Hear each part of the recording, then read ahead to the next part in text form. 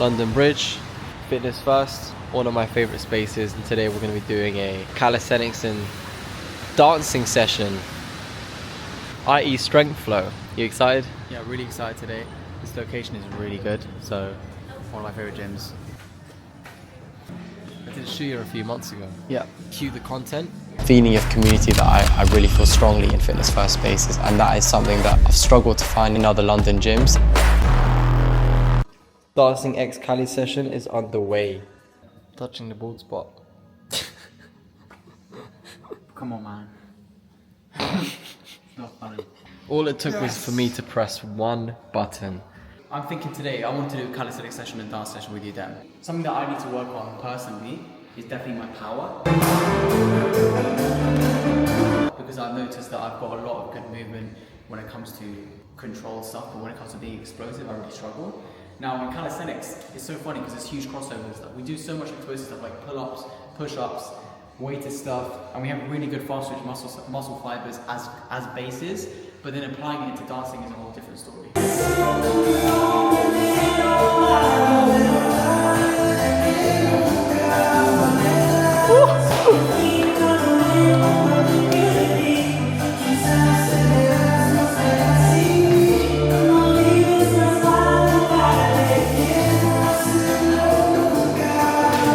When I first started my dance journey, right, Nick was way better than me at doing this.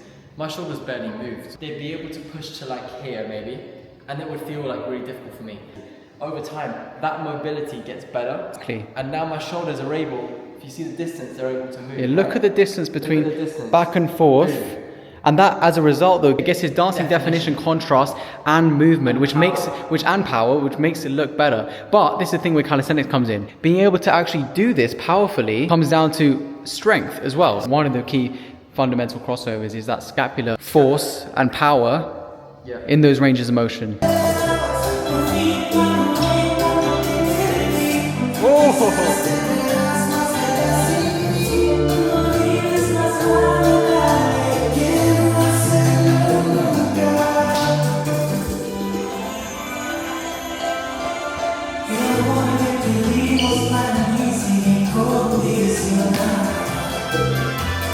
Retraction, shoulders back, shoulder blades squeezing together. Protraction, shoulders forwards, chest in. Right? In bachata salsa, they usually just say chest out, chest in. Calisthenics, we call it scapular activation. So we're retracting our scapula here, and now we're protracting our scapula. This drill is something I do before all my sessions, dance or Cali, because as you can see, what I'm doing here with my shoulders is switching between our retracted and protracted position. Learning to actually increase your range of motion in these movements is what gives you a dancing contrast as well. 5, 6, 7, 8. 1, 2, 3, 5. 1, 2, 3, 6, 7. Yeah. Okay, so we're gonna go on the Royce new album. Let's go for a powerful song. Jezebel. What I usually like to do before I go into a full dance is just start off by focusing on the accents and using the accents to warm my shoulders up and my isolations up.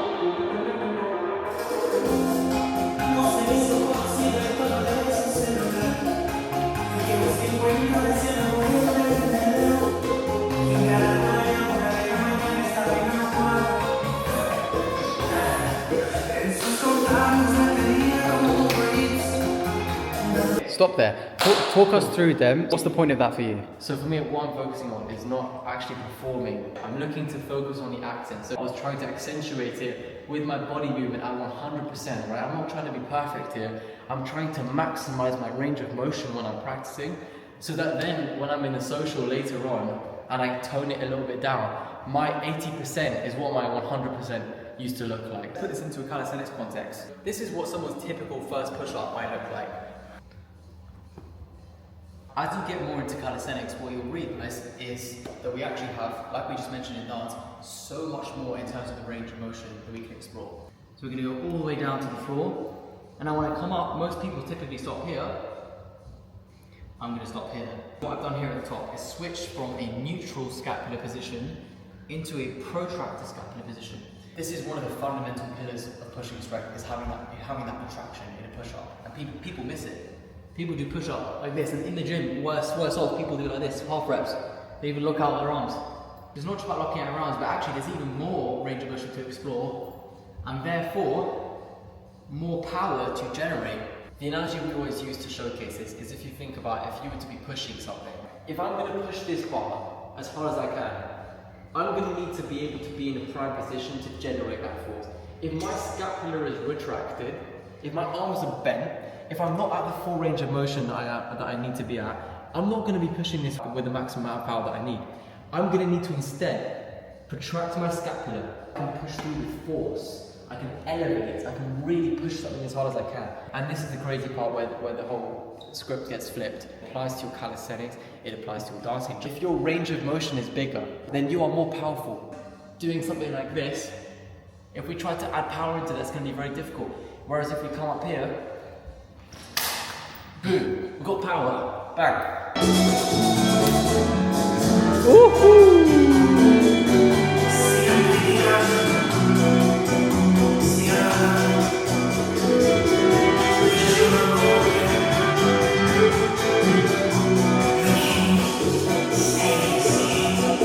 Letting go of that perfectionist side of you when you're training is really important. And for me, I always thought that if I train at a lower intensity and I get maximum control and I don't try and be powerful and don't try and risk it, then actually my dance is going to look better. When in reality though, what Demi said is completely true. It's the complete opposite. If you train both at 100% and 0%, then you can learn how to master the range in between.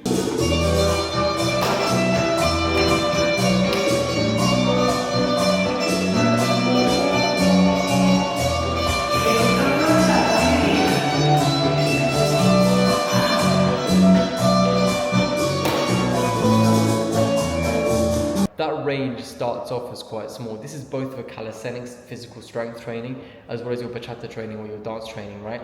Your body is not used to pushing to that level of power yet, just as it's also not used to controlling it on the other side of things, right? So your 100% power at the beginning might look super minimal, and Nick actually, if you don't mind me saying, right, his style as a whole is very minimalistic. 100%. And when Nick first started dancing, you would struggle to see the precision in his body movement, right? And that's why Nick's focus, as he said, has been on power, because he wants to define that. My power has usually been one of my strengths. My goal is actually extending the range on the lower side of the spectrum, not on the upper side of it, trying to work on my control, trying to tone things down and become more precise.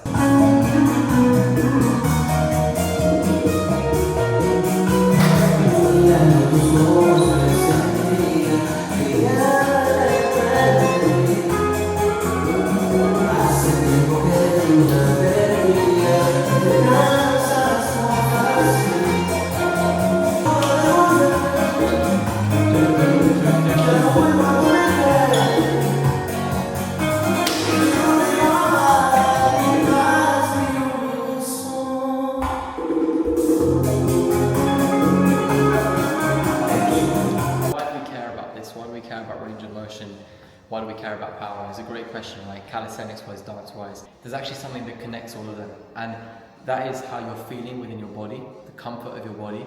When you have awareness of your smaller muscle fibers and your range of motion, you can then apply and transfer that into any discipline that you want. And that is what we teach here, because this is not about dancing. It's not about becoming just a good dancer, about becoming a strong Cali athlete, about becoming good at moving your shoulders back and forth. It's about understanding that your body is able to move in multiple different ways. For example, if I now go into boxing, my reach is going to be further because I'm used to now extending my shoulder. I can extend my arm, I have full mobility here. So if I were to choose to go into martial arts at this point, I'd have much easier of a time than somebody who doesn't have good range of motion. A lot of people will strain their back because they'll bend down with a neutral spine. Once they contract, essentially, They herniate their disc. yeah, only at the disc. And I've had to switch from this neutral scapular position to a protracted one, and I've slipped a disc. If you are trained in this position, you are way less likely for that to happen, because in mainstream gym culture, they don't teach you to deadlift like that. People teach you to deadlift with a neutral side, which is the safest option. But what I'm trying to say is, if you are trained in this protracted position, then guess what? If you do bend over and try and pick something up, and at one point you naturally slip into a bit more of a protracted position, just out of habit, then guess what? You're going to be safe. You're going to be safe. safe and your spine is not going to suffer. You're not going to herniate disc because you're going to be used to being in that position. So the moral of the story is we need to train our movements in all their ranges of motions, even if it seems unnatural or it's not mainstream. There's so much to explore that isn't spoken about. When do we ever speak about our scapula in this way? You know, and our shoulders in this way. This is called waving. This is called a lateral wave in dance.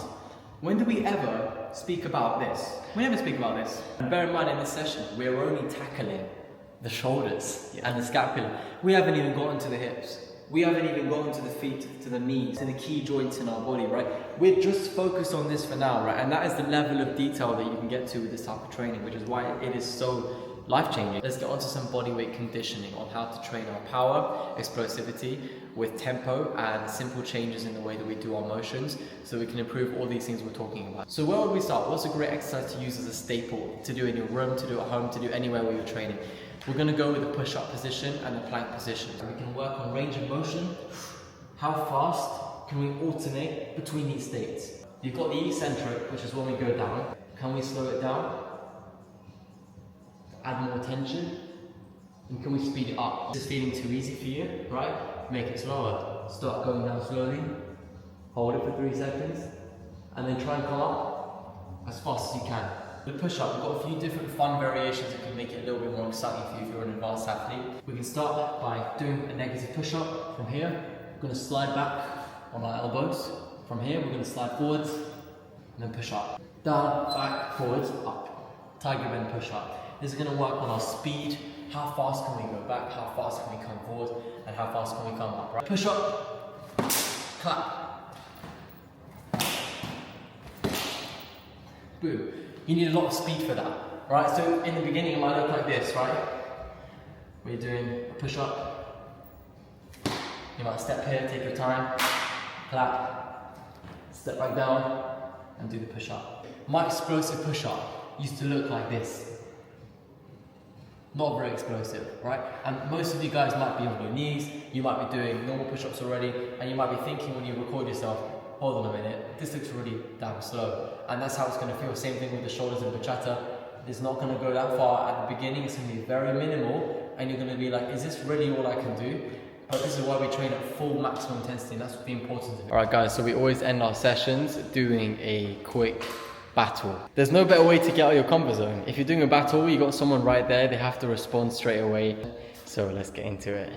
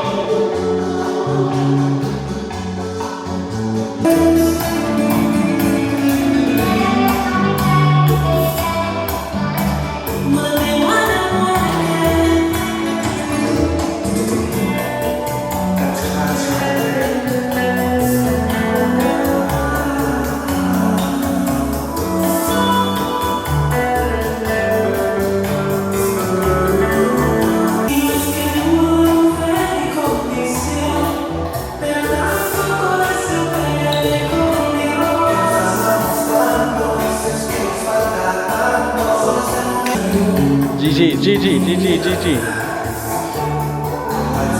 Cool guys, it's been an absolutely amazing session today working on power, both in dance and calisthenics.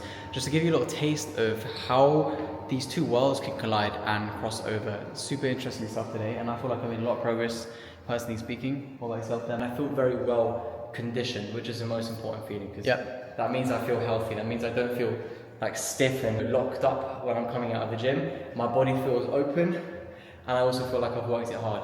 Definitely implement this in your training, and yeah, let us know how it goes if you do give it a try. See you guys next time.